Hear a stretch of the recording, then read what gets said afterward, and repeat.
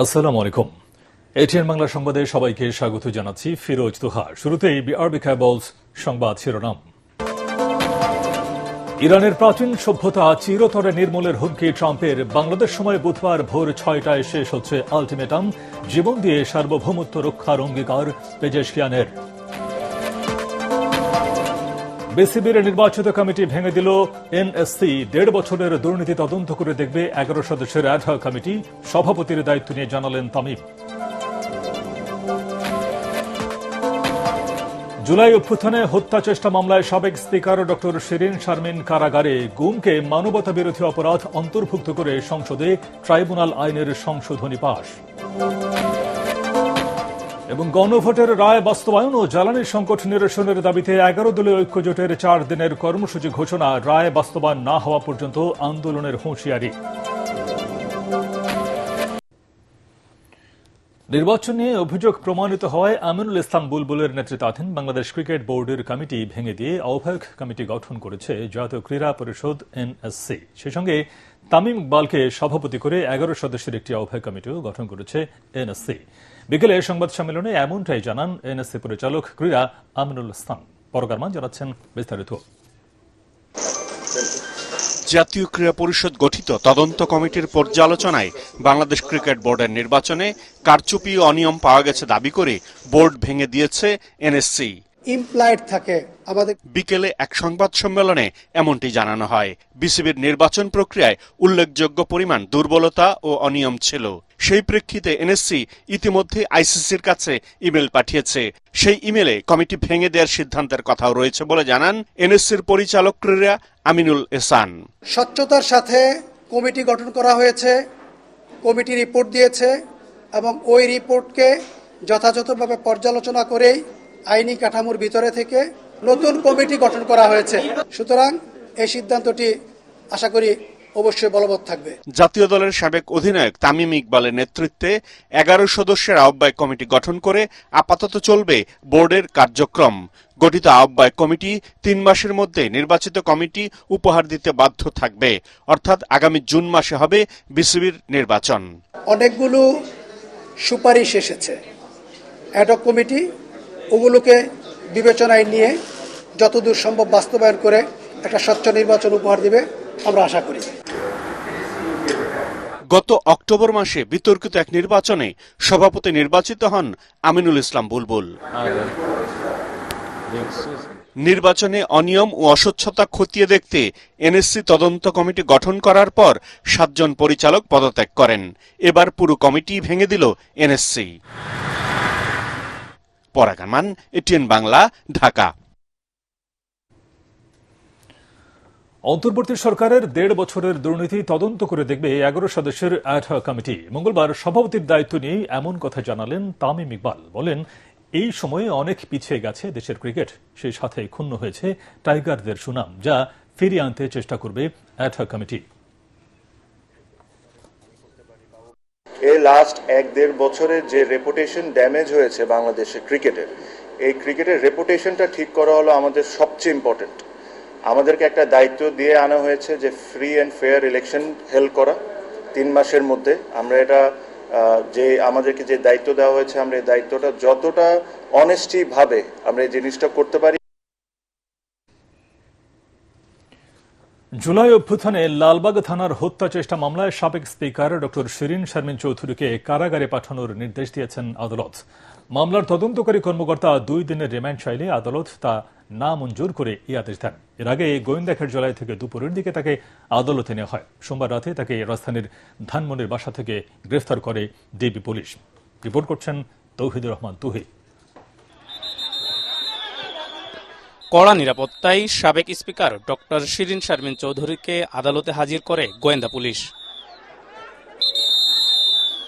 জুলাই অভ্যুত্থানে লালবাগ থানার একটি হত্যা চেষ্টা মামলায় গ্রেফতার দেখিয়ে তার 2 দিনের রিমান্ড চাই মামলার তদন্তকারী কর্মকর্তা। এদিকে অসুস্থতার কারণ দেখিয়ে রিমান্ডের বিরোধিতা করে শিরিন শারমিনের জামিন চান তার আইনজীবী। দুপক্ষের শুনানি শেষে আদালত তাকে কারাগারে পাঠানোর নির্দেশ দেন। উনি নারী, উনি জামিনযোগ্য, জামিন পেতে পারে, সেটেল প্রিন্সিপাল অফ ল, এবং উনি অসুস্থ। সবার সাবমিশন শুনে ওয়াজ প্লিজ টু রিমান্ড ক্যান্সেলের যে আবেদনটি মঞ্জুর করেছেন, ওনাকে ডিভিশন দিয়েছেন। যে সবচেয়ে বেশি শেখ হাসিনাকে সহযোগিতা করেছে, সে 5 আগস্টের পর সে আত্মগোপনে চলে যায়।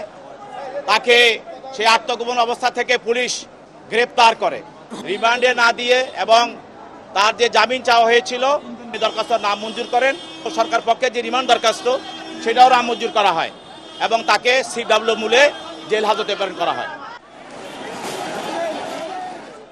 24শে জুলাই গণ অভ্যুত্থানে শেখ হাসিনা ভারতে পালিয়ে যাওয়ার পর আত্মগোপনে চলে যান সাবেক স্পিকার শিরীন শারমিন। দীর্ঘ 20 মাস লোকচক্ষুর আড়ালে থাকা জাতীয় সংসদের সাবেক এই স্পিকার অনেকটা নাটকীয়ভাবে আটক হন ধানমন্ডির নিজ বাসা থেকেই। মধ্যরাতে ডিবি পুলিশের একটি দল তাকে আটক করে মিন্টো রোডের গোয়েন্দা কার্যালয়ে নিয়ে জিজ্ঞাসাবাদ করে। ছাত্র জনতার তীব্র আন্দোলনের মুখে 2024 সালের 5 আগস্ট সংসদ ভবন এলাকার নিজ বাসভবন থেকে বের হয়ে আত্মগোপনে চলে যান তিনি। শেখ হাসিনা সরকারের পতনের 27 দিনের মাথায় 2024 সালের 2রা সেপ্টেম্বর পদত্যাগ করেন সাবেক এই স্পিকার। জুলাই গণ অভ্যুত্থানে সহিংসতার ঘটনায় শিরীন শারমিন চৌধুরীর বিরুদ্ধে একাধিক মামলা হয়। এর মধ্যে রংপুরে গুলিবিদ্ধ হয়ে স্বর্ণ শ্রমিক মুসলিম উদ্দিন নিহত হওয়ার ঘটনায় সাবেক এই স্পিকার ও সাবেক বাণিজ্যমন্ত্রী টিপু মুন্সি সহ 17 জনের বিরুদ্ধে হত্যা মামলা করে তার পরিবার। এ মামলায় কারাবন্দী রয়েছেন সাবেক বাণিজ্যমন্ত্রী টিপু মুন্সি। শিরীন শারমিন চৌধুরী রংপুর 6 আসন থেকে নির্বাচিত হয়ে সংসদ সদস্য হয়েছিলেন। তৌহিদুর রহমান তুহি, এটিএন বাংলা, ঢাকা। গুমকে মানবতা বিরোধী অপরাধ হিসেবে যুক্ত করে আন্তর্জাতিক অপরাধ ট্রাইব্যুনাল আইনের সংশোধনী সংসদে পাশ হয়েছে। আইনমন্ত্রী মোহাম্মদ আসাদুজ্জামান সংশোধনী বিল উত্থাপন করলে তা পাশ হয়। অধিবেশনের প্রশ্নোত্তর পর্বে জ্বালানি ও খনিজ সম্পদ মন্ত্রী ইকবাল হাসান মাহমুদ টুকু বলেন, দেশে পর্যাপ্ত পরিমাণ জ্বালানি তেল রয়েছে।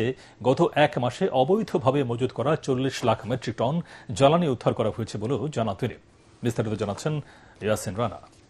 ধন্যবাদ। ত্রয়োদশ জাতীয় সংসদের প্রথম অধিবেশনের 10ম দিনে আন্তর্জাতিক অপরাধ ট্রাইব্যুনাল আইন 2026-এর সংশোধনী পাশ হয়েছে। যারা এই প্রস্তাবের পক্ষে আছেন তারা হ্যাঁ বলুন, যারা এই প্রস্তাবের বিপক্ষে আছেন তারা না বলুন। আমার মনে হয় সর্বসম্মতিক্রমে হ্যাঁ জয়যুক্ত হয়েছে, হ্যাঁ জয়যুক্ত হয়েছে, হ্যাঁ জয়যুক্ত হয়েছে। এতে গুমকে মানবতা বিরোধী অপরাধ হিসেবে যুক্ত করা হয়েছে আইনে। এটি এমন একটি বিল যে বিলের মধ্যে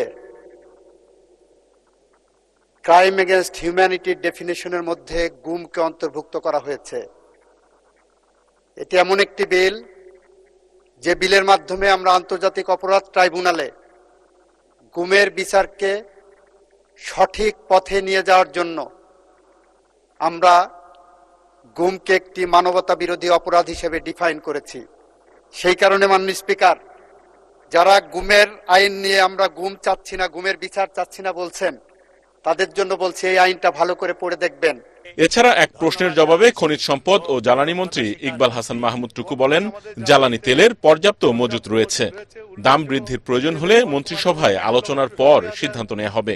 ডিজেল মজুদ 1,64,644 metric ton, octane 10,500 ton, petrol 16,000 ton, 40,48,456 litre জ্বালানি তেল উদ্ধার করা হয়েছে। সংসদে 1 লাখ স্বাস্থ্যকর্মী নিয়োগ দেওয়া হবে বলে জানান স্বাস্থ্যমন্ত্রী সাখাওয়াত হোসেন বকুল। রাষ্ট্রপতির ভাষণের উপর দেয়া ধন্যবাদ বক্তব্যে স্থানীয় সরকার প্রতিমন্ত্রী মীর শাহে আলম বলেন, জুলাই গণ অভ্যুত্থানের ক্যাপ্টেন ছিলেন তারেক রহমান। জুলাই আগস্টের আন্দোলন ছাত্র জনতার সাথে আমরা সবাই ছিলাম। ট্রফি আমরা কারো কাছে নিতে যাইনি। ক্যাপ্টেনকে এটা অন্তর্বর্তীকালীন সরকারের প্রধান ডক্টর ইউনূস চিনে। এই কারণে উনি লন্ডনে গিয়ে আমাদের ক্যাপ্টেন প্রধানমন্ত্রী জনাব তারেক রহমানের কাছে ট্রফি দিয়ে নির্বাচনের তারিখ নিয়ে আসছে মাননীয় স্পিকার। এছাড়াও এদিন হাওর ও জলাধার সংরক্ষণ আইন সহ বেশ কয়েকটি আইন সংসদে পাশ হয়েছে। ইয়াসিন রানা, এটিএন বাংলা, ঢাকা। প্রধানমন্ত্রী তারেক রহমানের সভাপতিত্বে সরকারি দলের সংসদীয় সভা অনুষ্ঠিত হয়েছে। দুপুরে জাতীয় সংসদ ভবনে এই সভায় সভাপতিত্ব করেন সংসদ নেতা তারেক রহমান। প্রধানমন্ত্রীর ডেপুটি প্রেস সেক্রেটারি জাহিদুল ইসলাম রনি একথা জানান। সভার শুরুতেই প্রধানমন্ত্রী সাম্প্রতিক জাতীয় ও আন্তর্জাতিক পরিস্থিতি নিয়ে সংসদ সদস্যদের সঙ্গে মত বিনিময় করেন। এছাড়া সভায় বিভিন্ন বিল ও প্রস্তাবনা পর্যালোচনা করা হয়। আলোচনা হয় সরকারের উন্নয়ন কর্মকাণ্ড ও আগামী দিনের কর্মপরিকল্পনা নিয়েও। স্পিকার হাফিজউদ্দিন আহমদের সঙ্গে সৌজন্য সাক্ষাৎ করেছেন ইউএনডিপির আবাসিক প্রতিনিধি স্টিফেন লিলার। স্পিকারের কার্যালয়ে অনুষ্ঠিত এই বৈঠকে ই গভর্নেন্স, ই পার্লামেন্ট, সংসদীয় কার্যক্রম ও বিধিবিধান নিয়ে আলোচনা হয়। হাফিজ বলেন, ইউএনডিপির সহায়তায় নতুন সংসদ সদস্যদের প্রশিক্ষণ ও সক্ষমতা বৃদ্ধি সম্ভব। তিনি নারী সংসদ সদস্যদের জন্য আন্তর্জাতিক অভিজ্ঞতা বিনিময়ে গুরুত্ব আরোপ করেন। সংসদে ডিজিটাল লাইব্রেরি ও স্মার্ট প্রযুক্তি ব্যবহারের প্রয়োজনীয়তার কথাও তুলে ধরেন তিনি। এ সময় ইউএনডিপি বাংলাদেশের সঙ্গে সহযোগিতা অব্যাহত রাখার আশ্বাস দেয়। বৈঠকে জ্বালানি সংকট ও গণতন্ত্র বিষয়ে মতবিনিময় হয়। জ্বালানি তেল সরবরাহে সরকারের নানা প্রতিশ্রুতির পরও আতঙ্ক কাটছে না গ্রাহকদের মাঝে। পাম্পের সামনে লম্বা লাইনে দাঁড়িয়েও মিলছে না চাহিদা মতো তেল। নষ্ট হচ্ছে কর্মঘণ্টা। এদিকে গ্রাহকদের চাহিদা মতো তেল দিতে গিয়ে হিমশিম অবস্থা পাম্প মালিক ও কর্মচারীদের। সংকট মোকাবেলায় ফুয়েল কার্ডের পরামর্শ পাম্প মালিক ওনার্স অ্যাসোসিয়েশনের। তরিক ইসলামের রিপোর্ট। মধ্যপ্রাচ্যের যুদ্ধের ৩৯তম দিনে স্পষ্ট প্রভাব বাংলাদেশে। জ্বালানি তেল নিয়ে নাজেহাল অবস্থা সাধারণ মানুষের। ২ থেকে ৩ ঘন্টা লাইনে থেকে তেল সংগ্রহ করছেন গ্রাহকেরা। ভোগান্তি যেন শেষ নেই। অনেক সময় নিয়ে আইতেছে, প্রায় 2 ঘন্টা পার হয়ে গেছে। ওই প্রেস ক্লাবের মোচর থেকে আসলাম। তেলের সংকট না, তেলে এমন সিরিয়াল কেন? দামও বাড়ায় না, আর এমনি কষ্ট করে এই যে সকালবেলা 9টা বাজে সারে নামায় দিয়ে সিরিয়াল ধরছি। এই সিরিয়াল অন্তত দুপুর হয়ে গেল। এদিকে তেল দিতে গিয়ে বিপাকে পাম্প মালিকরা। নিরাপত্তা নিশ্চিতে চাইলেন প্রশাসনের সহযোগিতা। ফোর্স দেন, নাইলে আমি পাম্প চালাবো না, মেশিন টেশিন সব খুলে রেখে দেবো। আমার তো অপরাধ করি নেই পাবলিকের তেল দিয়ে, কিন্তু এই অবস্থা চলতে থাকলে হবে না। আপনি যে মোটরসাইকেল জিজ্ঞেস করেন, বলবো ওনাদের এখানে আসলে লাইনে দাঁড়ানো তেলটা পাওয়া যায়। তো এটা তো আমি ভুল করি নাই, অন্যায় করি নাই ভাই। কিন্তু এই সারা ঢাকা শহরের গাড়ি এসে বলে আমি তেল দিতে পারবো, বলেন? তো আমার এখানে তাই হয়েছে, পুলিশও তাই বলতেছে। আগামী 3 মাসের চাহিদার তেল মজুদ রয়েছে বলে জানিয়েছে জ্বালানি মন্ত্রণালয়। তরিক ইসলাম, এটিএন বাংলা, ঢাকা। গণভোটের রায় বাস্তবায়নে দেশব্যাপী বিক্ষোভ মিছিল সহ 4 দিনের নতুন কর্মসূচি ঘোষণা করেছে 11 দল। রাজধানীর আল ফালাহ মিলনায়তনে জোটের শীর্ষ নেতাদের বৈঠক শেষে এই ঘোষণা দেন বাংলাদেশ খেলাফত মজলিসের আমির মামুনুল হক। বর্তমান সরকার জনগণের মতামত উপেক্ষা করে একদলীয় শাসন কায়েম করতে যাচ্ছে বলে অভিযোগ নেতাদের। সরকার ভিন্ন রূপে ফ্যাসিবাদকে ফিরিয়ে আনার চেষ্টা করছে বলে অভিযোগ করেছেন তারা। খায়রুল ইসলামের রিপোর্ট। জুলাই সনদ বাস্তবায়ন সহ সকল অধ্যাদেশকে আইনে পরিণত করা সহ চলমান নানা সংকট নিরসনে মঙ্গলবার জরুরি বৈঠকে বসে 11 দলীয় ঐক্য জোটের শীর্ষ নেতারা। বৈঠকে আগামী দিনে রাজপথের কর্মসূচি রোডম্যাপ ঠিক করেন তারা। পরে মগবাজার আলফালা মিলনায়তনে সংবাদ সম্মেলনে কর্মসূচির বিস্তারিত তুলে ধরেন বাংলাদেশ খেলাফত মজলিসের আমির মামুনুল হক। বলেন, সরকার জুলাই সনদ বাস্তবায়ন না করে দেশকে সংকটের দিকে ঠেলে দিচ্ছে। বর্তমান সরকার দেশের জন আকাঙ্ক্ষাকে উপেক্ষা করে তারা একদলীয় শাসন ব্যবস্থা কায়েম করার বিপজ্জনক পথের দিকে অগ্রসর হচ্ছে। ফ্যাসিবাদের এই প্রত্যাবর্তনকে আমরা আবার যে কোনো মূল্যে রুখে দেব ইনশাআল্লাহ। এ সময় জামায়াতের সেক্রেটারি জেনারেল মিয়া গোলাম পরোয়ার বলেন, সংবিধানের দোহাই দিয়ে জুলাই সনদ বাস্তবায়ন নিয়ে জনগণকে বিভ্রান্ত করছে সরকার। সংখ্যাগরিষ্ঠতার জোরে সরকার ফ্যাসিবাদ কায়েমের পথে হাঁটছে বলেও অভিযোগ তার। কেবলই সরকারের শুরু, 1 মাস কেবল গেল, এক্ষুনি যদি কর্তৃত্ববাদী শাসনের মতো সেই ফ্যাসিবাদী যুগের দিকে আপনারা আবার ধাবিত হন, সংঘর্ষতার জোর দেখান, যে সংকট পার্লামেন্টে সমাধান করা সম্ভব, যে বিতর্ক এখানে নিষ্পত্তি করা সম্ভব, সেটাকে যদি ওনারা রাজপথে ঠেলে দিতে চান, তো আমাদের তো উই হ্যাভ নো ওয়ে, আমাদের তো আর কোনো পথ থাকবে না। জনগণ আমাদেরকে রায় দিয়েছে, জুলাই সনদে গণভোটে তারা সম্মতি দিয়েছে, পার্লামেন্টে ভোট দিয়েছে। We are committed to the people, আমরা জনগণের কাছে প্রতিশ্রুতিবদ্ধ। আমরা যদি সরকারি দলের সংখ্যাগরিষ্ঠতার কাছে যদি জনরায় তুচ্ছ হয়, গৌণ হয়, উপেক্ষিত হয়, তাহলে আমাদের আর কোনো পথ নেই। আমাদের যে জনগণ রায় দিয়েছে, আমাদের সেই জনগণের কাছেই যেতে হবে। মিয়া গোলাম পরোয়ার বলেন, গণভোটের রায় বাস্তবায়ন না হওয়া পর্যন্ত আন্দোলন শহর থেকে গ্রামগঞ্জে ছড়িয়ে দিবে 11 দল। গণভোটের রায় বাস্তবায়ন না হওয়া পর্যন্ত এই আন্দোলনকে আমরা গ্রামে গঞ্জে শহরে নগরে ইনশাআল্লাহ আমরা ছড়িয়ে দেব। পুরনো তথ্য প্রযুক্তি আইন ব্যবহার করে বিরোধী দলের নেতাকর্মীদের হয়রানি করা হচ্ছে বলেও অভিযোগ করেন জোট নেতারা। খায়রুল ইসলাম, এটিএন বাংলা, ঢাকা।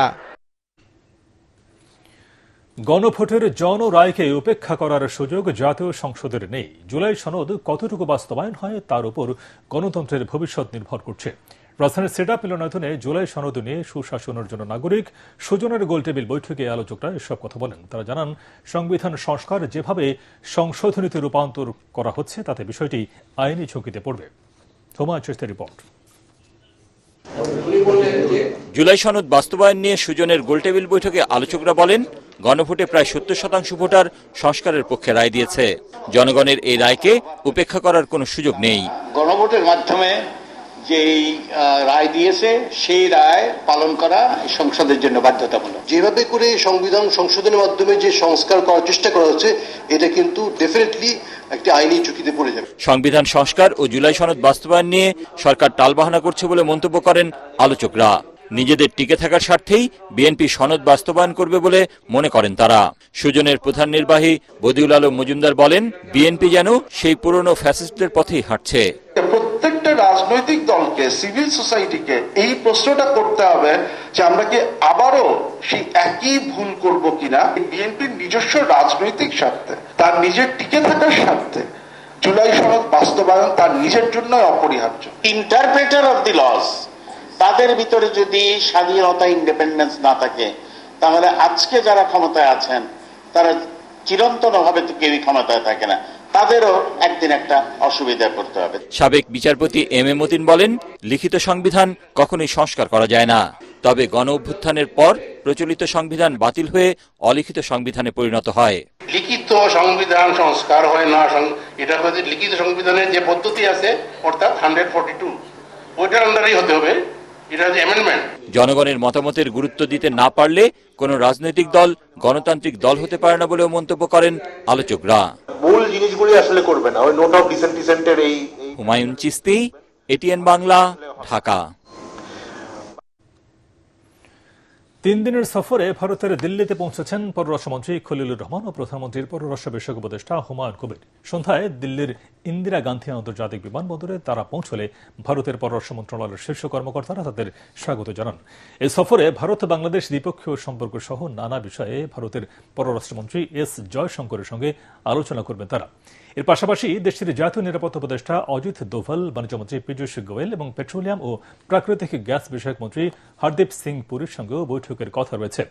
এ সফরে ভিসা, জ্বালানির সহযোগিতা, বাণিজ্য প্রতিবন্ধকতা দূর করা ও বাণিজ্যের ক্ষেত্রে আরোপিত বিধি নিষেধ প্রত্যাহার, অভিন্ন নদীর পানি বন্টন, জনগণের মধ্যে যোগাযোগ সহ বিভিন্ন খাতে সহযোগিতার বিষয়গুলো আলোচনা হতে পারে। গত 17 ফেব্রুয়ারি প্রধানমন্ত্রী তারেক রহমানের নেতৃত্বে সরকার গঠনের পর এই প্রথম বাংলাদেশের কোনো মন্ত্রী ভারত সফর করছেন। দিল্লি সফর শেষে 9 এপ্রিল পররাষ্ট্রমন্ত্রী খলিলুর রহমান ও ভারতের পররাষ্ট্রমন্ত্রী এস জয়শঙ্কর একই উড়োজাহাজে মরিশাসে যাবেন।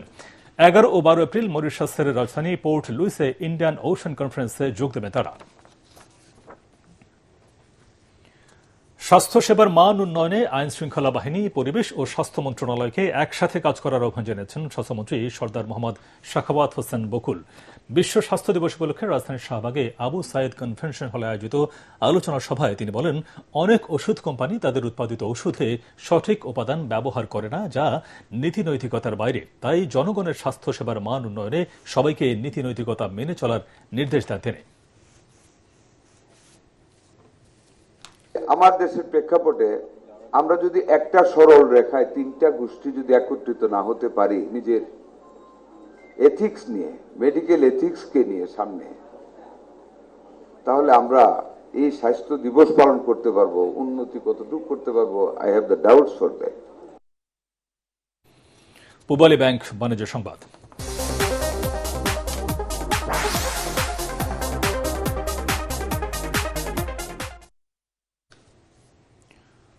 মুনাফা সহ আমানত ফেরত ও ব্যাংকের লেনদেন স্বাভাবিক করার দাবিতে বিক্ষোভ ও মানববন্ধন করেছে সম্মিলিত ইসলামী ব্যাংকের আমানতকারীরা। সকালে রাজধানীর মতিঝিলে বাংলাদেশ ব্যাংকের সামনে মিছিল থেকে বিগত সময়ে অর্থ পাচারের সাথে জড়িতদের শাস্তির দাবি জানান বিক্ষোভকারীরা। পরে মিছিলটি সচিবালয় অভিমুখে যাত্রা করে।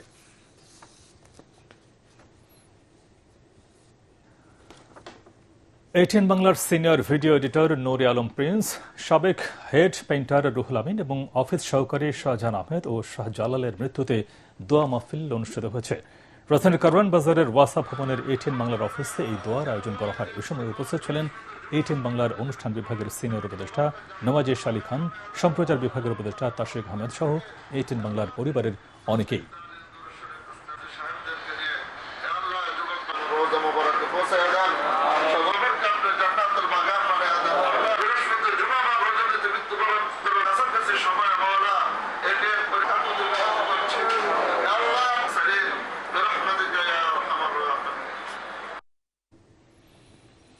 এবার খেলা খবর।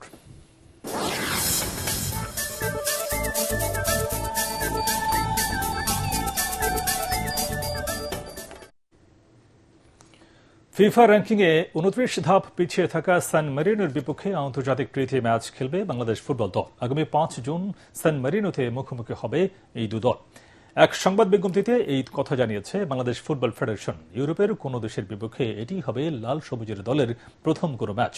তবে কখন এবং কোন স্টেডিয়ামে খেলা হবে সেটি এখনও জানায়নি বাফুফে। পারফরম্যান্সের উন্নতির লক্ষ্য যদি হয়, তবে অনেক পেছনে থাকা দলের সঙ্গে লড়াই করতে কতটা উন্নতি হবে বাংলাদেশের, সেই প্রশ্ন তুলেছে বোদ্ধারা। এবার চন্দ্রাভিযানের খবর। মহাকাশ জয়ে নতুন এক বিশ্ব রেকর্ড গড়ল নাসা। 56 বছর আগে অ্যাপোলো 13 এর গড়া দূরত্বের রেকর্ড ভেঙে পৃথিবী থেকে এখনো পর্যন্ত সবচেয়ে দূরবর্তী পথে পাড়ি দিলেন আর্টেমিস 2 মিশনের 4 নভোচারী। এই ঐতিহাসিক অর্জনে ওরিয়ন মহাকাশযানে থাকা নভোচারীদের ফোন করে অভিনন্দন জানিয়েছে প্রেসিডেন্ট ডোনাল্ড ট্রাম্প। চন্দ্রাভিযান নিয়ে আরও জানাচ্ছেন আসিফ রহমান সাগর। মহাকাশ বিজ্ঞানের এক রোমাঞ্চকর অধ্যায়। সোমবার গ্রিনিচ মান সময় বেলা 3:58 চাঁদের অন্ধকার আড়াল বা ফার সাইড এলাকায় পৌঁছে ইতিহাস গড়ল আর্টেমিস 2। 1970 সালে অ্যাপোলো 13 গড়া 4,171 কিলোমিটারের রেকর্ড ভেঙে মানুষ এখন পৌঁছে গেছে 4,06,788 কিলোমিটার বা প্রায় 2,52,760 মাইল দূরে। অসাধ্য সাধনের এই বিস্ময়কর মিশনের নেতৃত্ব দিচ্ছেন কমান্ডার রিড উইজম্যান। তার সাথে রয়েছেন pilot Victor Glover, mission specialist Christina Koch এবং কানাডীয় নভোচারী জেরেমি হ্যানসেন। এই 4 অভিযাত্রী এখন মহাকাশে মানবজাতির সবচেয়ে দূরে ভ্রমণের নতুন কাণ্ডারি। চাঁদের পেছনে থাকার সময় প্রায় 40 মিনিট পৃথিবীর সাথে সম্পূর্ণ যোগাযোগ বিচ্ছিন্ন ছিল ওরিয়ন মহাকাশযানটির। বিচ্ছিন্ন থাকার সেই মুহূর্তগুলোর অনুভূতি জানতে চাইলে পাইলট ভিক্টর গ্লোভাল জানান, এটা একটা রোমাঞ্চকর অভিজ্ঞতা। তিনি বলেন, আমরা যেন কল্পবিজ্ঞানের জগতে চলে গিয়েছিলাম, যা বিস্ময়কর অপার্থিব অভিজ্ঞতা। যোগাযোগ বিচ্ছিন্ন হওয়ার পর আমি প্রথমে প্রার্থনা করেছি, তবে এরপরই বৈজ্ঞানিক তথ্য সংগ্রহের কাজে মন দিতে হয়েছে। আমরা খুব ব্যস্ত ছিলাম এবং কঠোর পরিশ্রম করেছি। সত্যি বলতে সময়টা খুব ভালো কেটেছে। সংবাদ সংস্থা অ্যাসোসিয়েট প্রেস জানায়, পুনরায় যোগাযোগ হতেই নভোচারীদের সাথে কথা বলেন মার্কিন president Donald Trump. Commander Reid Wiseman জানান, ডোনাল্ড ট্রাম্পের ফোন কলটি তাদের জন্য অত্যন্ত বিশেষ কিছু। এ সময় চাঁদের অন্ধকার পৃষ্ঠ দেখার অভিজ্ঞতা তুলে ধরেন তিনি বলেন, তারা এমন কিছু দৃশ্য দেখেছেন যা এর আগে কখনোই কোনো মানুষ চোখে দেখেনি। ভবিষ্যতে মানুষ শুধু পৃথিবী নয়, মঙ্গল গ্রহ সহ 2টি গ্রহে বসবাস করবে, এমন আশাবাদে কথা জানান নভোচারীরা। এ সময় ট্রাম্প নভোচারীদের প্রতি কৃতজ্ঞতা প্রকাশ করেন। আমি যত ব্যস্তই থাকি না কেন, অভিযান শেষ হলে হোয়াইট হাউসে আপনাদের সাথে দেখা করার জন্য অপেক্ষায় রইলাম। 2028 সালে চাঁদের দক্ষিণ মেরুতে মানুষের অবতরণের লক্ষ্য নিয়ে এগোচ্ছে নাসা। সেই স্বপ্নের পথে আর্টেমিস 2 এর সাফল্য এক বিশাল ধাপ। 10 দিনের অভিযানে তারা চাঁদের চারপাশে ঘুরে আবার পৃথিবীতে ফিরবে। সবকিছু ঠিক থাকলে আগামী শুক্রবার প্রশান্ত মহাসাগরে অবতরণের মধ্য দিয়ে শেষ হবে 4 নভোচারীর এই ঐতিহাসিক মহাকাশ যাত্রা। 1 এপ্রিল আর্টেমিস 2 অভিযানে কেনেডি স্পেস সেন্টার থেকে ওরিয়ন ক্যাপসুলে চড়ে আর্টেমিস 2 এর এই যাত্রা শুরু করেন 4 নভোচারী। এর আগে 1972 সালে সবশেষ চাঁদে নভোচারী গিয়েছিল। আসিফুর রহমান সাগর, ATN বাংলা। শেষ করার আগে বিআরবি কেবলস সংবাদ শিরোনাম আরেকবার। ইরানের প্রাচীন সভ্যতা চিরতরে নির্মূলের হুঁশিয়ারি, হুমকি ট্রাম্পের। বাংলাদেশ সময় বুধবার ভোর 6টায় শেষ হচ্ছে আলটিমেটাম, জীবন দিয়ে সার্বভৌমত্ব রক্ষার অঙ্গীকার পেজেশকিয়ানের। বিসিবির নির্বাচিত কমিটি ভেঙে দিল এনএসসি। 1.5 বছরে দুর্নীতি তদন্ত করে দেখবে 11 সদস্যের আঢা কমিটি। সভাপতির দায়িত্ব নিয়ে জানালেন তামিম।